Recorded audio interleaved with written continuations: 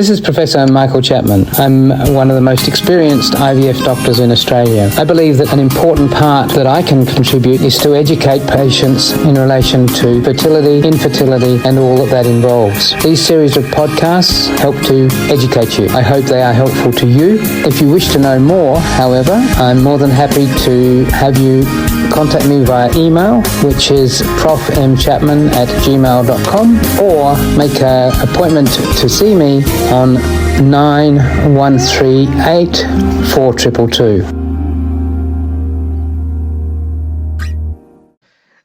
Could you talk about some common misconceptions or myths about IVF and how they can be addressed?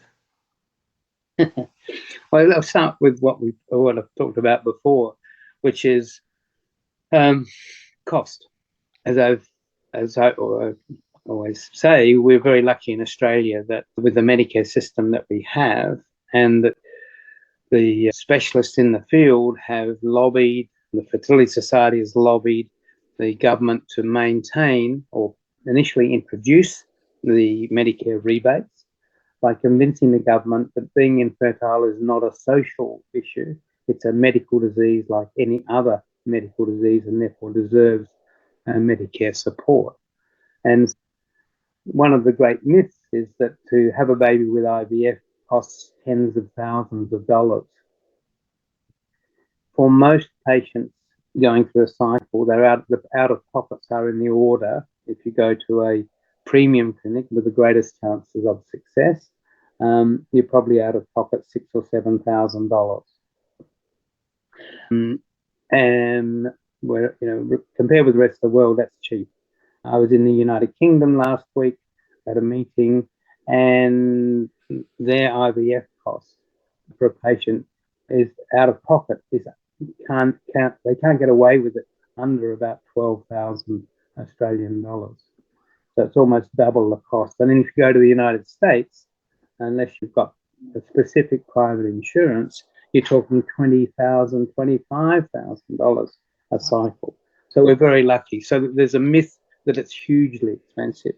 It's not cheap, but it is. We're lucky in Australia. And particularly when you think about what it's going to cost you in the first 12 months of looking after a baby, with the nappies, the clothes, and so the special feeding. It's not cheap to have a baby. Going through IVF and getting a baby that way adds to the cost, but you've got to think about it in relative terms. So that's probably number one myth. The second is that and sadly, that the media in particular drive the concept that you'll get pregnant with IVF the first time. All the good news stories go on the front page with famous actresses and singers getting pregnant in their 40s. And so we are misled. The public are misled that IVF is just 100% successful.